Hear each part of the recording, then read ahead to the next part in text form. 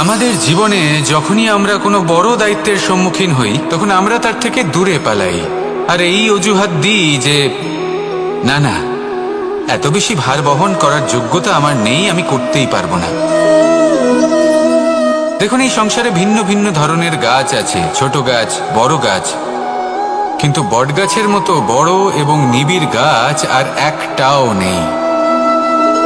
সে নিঃস্বার্থভাবে এই সংসারকে সেবা করে যায়, ছায়া প্রদান করে, শীতলতা প্রদান করে।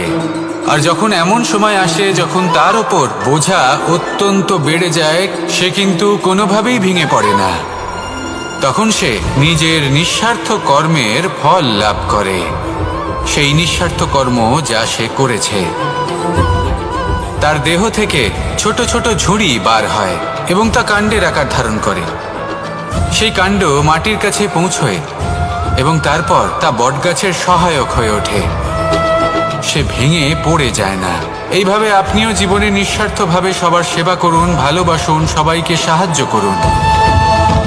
যেদিন আপনার ওপর বোঝা অত্যন্ত বেড়ে যাবে, সেদিন এই সব মানুষ আপনাকে সাহায্য করার জন্য আসবেন, আপনার শক্তি হয়ে উঠবেন, আর আপনি বটগাছের মতোই মহান এবং বিশাল হয়ে উঠবেন।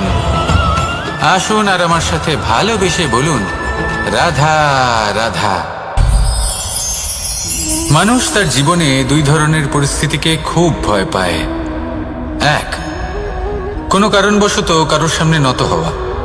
দুই, কোনো কারণে নিজের চরিত্র থেকে, নিজের মূল্যবোধ থেকে বিচ্যুত হওয়া।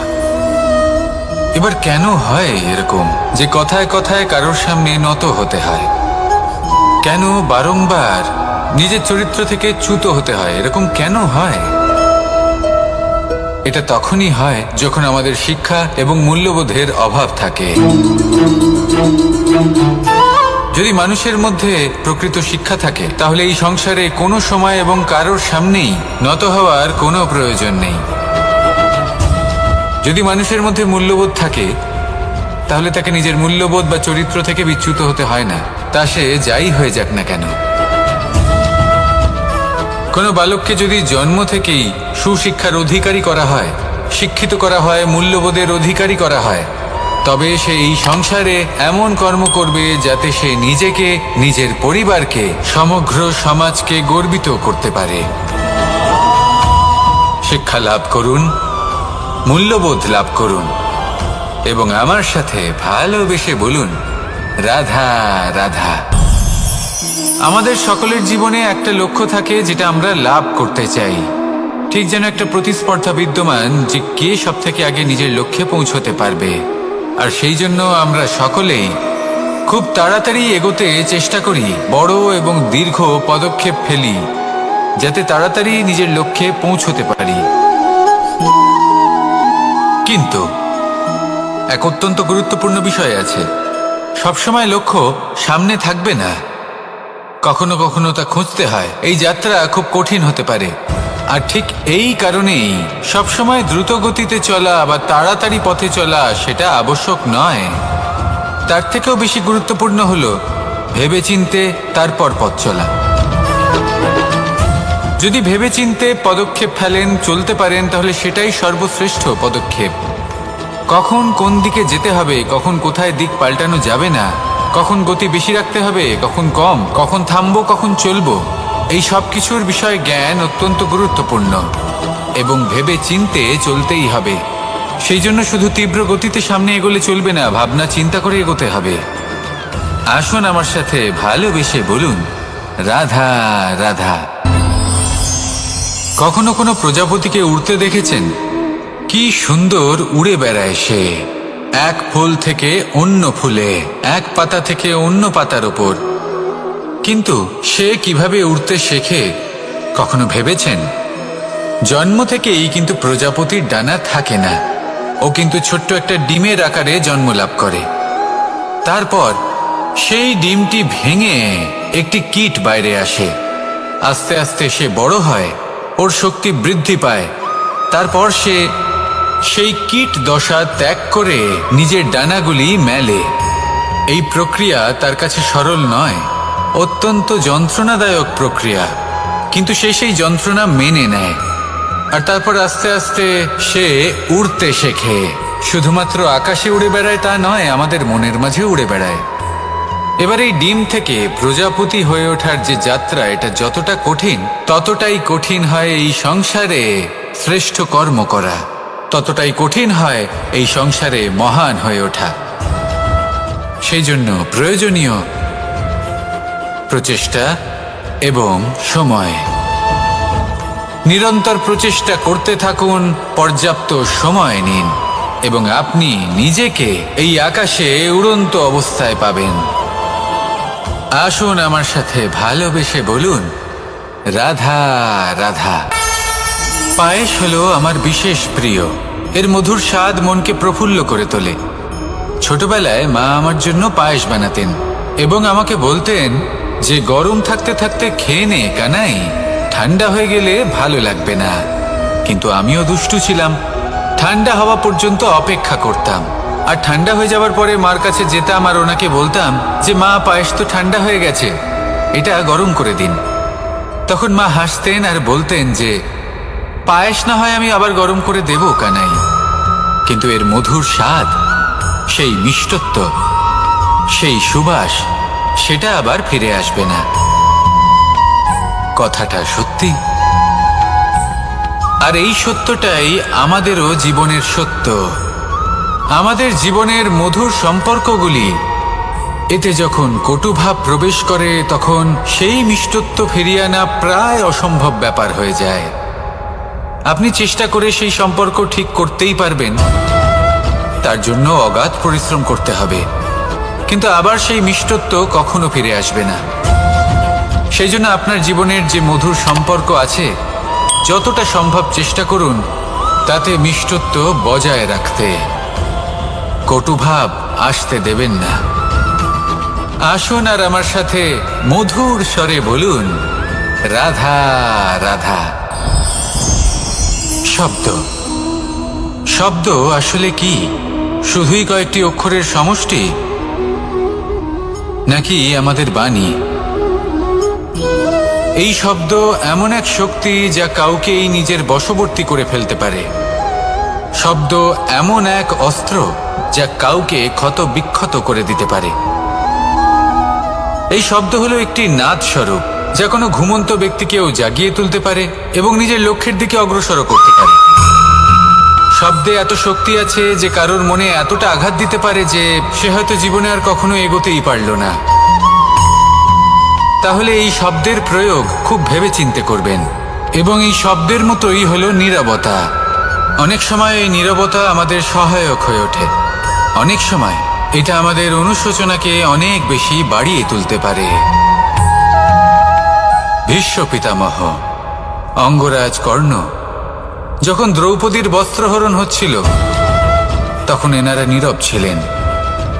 দুর্যোধনের বিরোধিতা করেননি, ওকে বাধা দেননি। আর তারপর কি হলো সেটা আপনারা সকলে জানেন। দেখতে গেলে নীরবতা চুপ করে থাকা, কিন্তু যদি কোনো দুষ্টের সামনে চুপ করে থাকেন, যদি তার বিরোধিতা না করতে পারেন, তাহলে এই নীরবতাই অনেক বড় পাপের আকার ধারণ করে। মনে রাখবেন আর আমার সাথে ভালোবেসে বলবেন, রাধা রাধা। আভূষণ, কার না ভালো লাগে এই আভূষণ? আমরা পরিশ্রম করি, ধন অর্জন করি আর আভূষণ কিনে থাকি, কখনো নিজের জন্য, কখনো বা তাদের জন্য যাকে আমরা ভালোবাসি, বা তাদের জন্য যাকে আমরা সম্মান করি। হয়তো সেই জন্যই সীতা চূড়ামণি ধারণ করেছিলেন এবং আমি সামন্তকমণি। কিন্তু এটাই কি সেই প্রকৃত আভূষণ যা আপনার মূল্য বৃদ্ধি করে? না। শ্রীরামের আভূষণ হলো ওনার নম্র ভদ্র ব্যবহার। মাতা সীতার আভূষণ হলো ওনার সততা, ওনার নিষ্ঠা, ওনার ত্যাগ। অর্জুনের আভূষণ ছিল ওনার একাগ্রতা। রাধার আভূষণ ওনার প্রেম। এই আভূষণ কোথাও নেই, আপনার মনে আছে। যদি আপনার মনে মিষ্টতা থাকে, তা শান্ত হয়, তাতে সততা থাকে, নিষ্ঠা থাকে এবং প্রেম থাকে, তাহলে আপনার অন্য আর কোনো আভূষণের কোনো প্রয়োজন নেই। আপনি যতই ভিড়ের মাঝে থাকুন, আপনার ঔজ্জ্বল্য চোখে পড়বে। আসুন আর আমার সাথে ভালোবেসে বলুন, রাধা রাধা। এই সংসারের সব থেকে বড় সত্যি হলো জন্ম এবং মৃত্যু, কিন্তু আরো বড় একটা সত্য আছে, মিত্র এবং শত্রু, যা আমাদের সকলের জীবনে থাকে। মিত্র সে যে আমাদের সঙ্গ দেয় এবং সংসারের সব থেকে উঁচু শিখরে আমাদের নিয়ে যায়, এবং শত্রু সে যে যে কোনো মুহূর্তে যে কোনো শিখর থেকে আমাদের নিচে ফেলে দিতে পারে। এবার বিচিত্র ব্যাপার হলো এটাই যে আমরা নিজেরাই এদের সাথে নিয়ে চলি, নিজেরাই এদের পালন করি। তা কি করে? প্রথমে বুঝুন এই মিত্র এবং শত্রু কারা। আপনার নিজের মন, আর কেউ নয়। এই মনই হলো মিত্র যখন তাতে ভারসাম্য বজায় থাকে, তা নিয়ন্ত্রিত থাকে, তা পবিত্র হয়। কিন্তু যদি এই মন অনিয়ন্ত্রিত হয়ে পড়ে, যদি আপনাকে সে নিয়ন্ত্রণ করতে শুরু করে, তখন সেই আপনার সব থেকে বড় শত্রু হয়। সেই জন্য এই মনের ওপর নিয়ন্ত্রণ রাখতে শিখুন, এতে ভারসাম্য বজায় রাখতে শিখুন। তাহলে আপনি এমন এক বন্ধুকে পাবেন যে আপনাকে এই সংসারের শিখরে পৌঁছে দেবে। আসুন আমার সাথে ভালোবেসে বলুন, রাধা রাধা। ঈশ্বর আসলে কে? সংসারের বেশিরভাগ মানুষের কাছে ঈশ্বর হলেন এই সংসারের রচয়িতা, পালনকর্তা। কারোর কাছে উনি জ্ঞাতা, কারোর কাছে উনি হলেন আস্থার প্রতীক, আবার কারোর জন্য শুধুমাত্র অন্ধবিশ্বাস। কিন্তু এই ঈশ্বর কি কোনো শরীর, নাকি একটা বোধ, নাকি শুধুই শ্রদ্ধা? ঈশ্বর হলেন তিনি যিনি হলেন আপনার ইষ্ট। সেই জন্যই তো গুরু, মাতা, পিতা এনাদেরও ঈশ্বরই বলা হয়েছে। যাদেরকে আমরা ঈশ্বর বলে মনে করি, যারা আমাদের ইষ্ট, তারা আমাদের একটি পথ দেখান, একটি দিকে চালিত করেন। সেই পথে চলে আপনি শুভ কর্ম করতে পারেন। আর যখন কোনো ব্যক্তি তার ঈশ্বরের আদেশ পালন করেন, তখন সে নিজে থেকেই শুভ পথে অগ্রসর হয়ে যান। বেশ কয়েকজন মানুষ ঈশ্বরের ওপর আস্থা রাখেন এবং ভাবেন যে অনুচিত কোনো কাজ করা উচিত নয়, ঈশ্বর দেখছেন। ওনারা ভয় পান যে কোনো অনুচিত কর্ম করলে কে জানে তার পরিণাম কি হবে। এমন অনেক ব্যক্তি রয়েছেন যারা ঈশ্বরকে বিশ্বাস করেন এবং জানেন যে ঈশ্বর তাদেরকে দেখছেন, তাই যে যে শুভ কর্ম ওনারা করেছেন তার ফল তারা অবশ্যই পাবেন। এবার আপনি ভয় পেয়ে ঈশ্বরকে বিশ্বাস করবেন, নাকি বিশ্বাসের দ্বারা ঈশ্বরকে বিশ্বাস করবেন, সেই সিদ্ধান্ত আপনারই। কিন্তু হ্যাঁ, যদি আপনার মনে ঈশ্বরের জন্য কোনো স্থান থাকে, যদি আপনার কোনো ইষ্ট থাকেন, যদি আপনি কাউকে ঈশ্বর মনে করেন, যার প্রত্যেক আদেশ আপনি পালন করে থাকেন, তাহলে বলি, ঈশ্বর কখনো আপনাকে অনুচিত পথে চালিত করবেন না। আসুন আমার সাথে ভালোবেসে বলুন, রাধা রাধা। এই সংসারে ভিন্ন ভিন্ন ধরনের গাছ আছে, অসংখ্য ধরনের প্রজাতি আছে। কিছু গাছ পাতা দিয়ে থাকে, কিছু ফুল, কিছু ফল।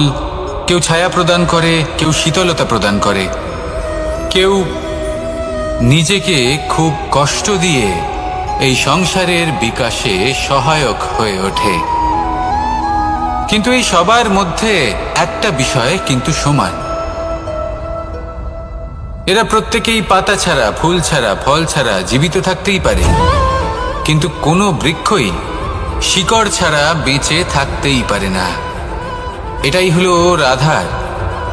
ঠিক সেইভাবেই আমাদের জীবনে শক্তি হোক, ধন হোক বা সাফল্য হোক, আমাদের পরিবারের প্রসন্নতাই হোক, এই সব কিছুর আধার হলো, সব কিছুর মূল হলো পরিশ্রম। তাই জীবনে চিরকাল পরিশ্রম করতে থাকুন। যদি আপনি জীবনে মহান হবার পথে অগ্রসর হতে চান, তাহলে পরিশ্রম করুন।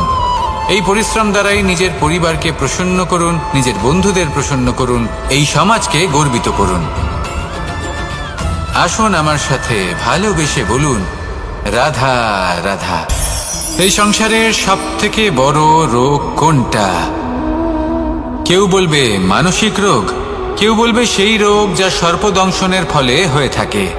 এই সংসারে ভিন্ন ভিন্ন ধরনের রোগ আছে এবং তার সাথে ভিন্ন ভিন্ন ধরনের যন্ত্রণাও রয়েছে।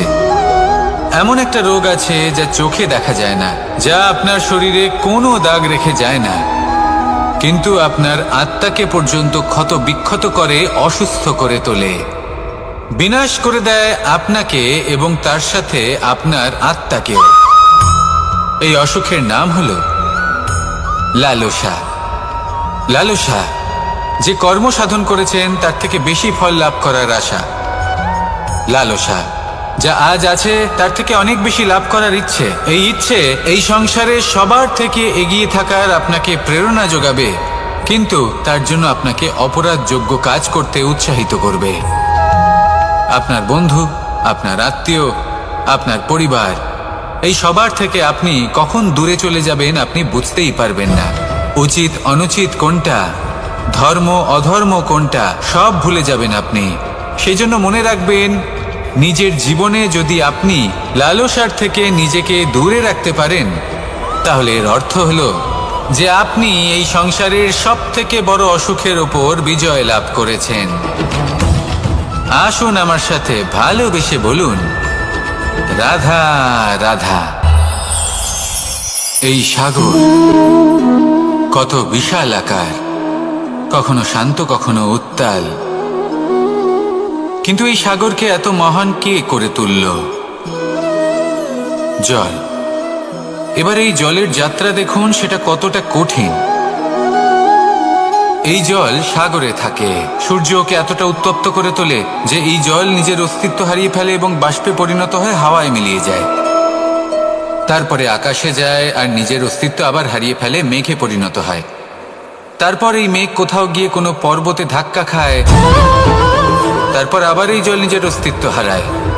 তারপরে বর্ষার রূপ ধারণ করে তা বর্ষিত হয়, বা কোনো পর্বতের চূড়ায় তার শিখরে বরফের রূপ ধারণ করে। তারপরে এই বর্ষা মাটির দিকে নিজের যাত্রা শুরু করে। এবার মাটিতে ঝরে পড়া এই বর্ষা স্রোতের আকার ধারণ করে এবং আস্তে আস্তে বইতে থাকে।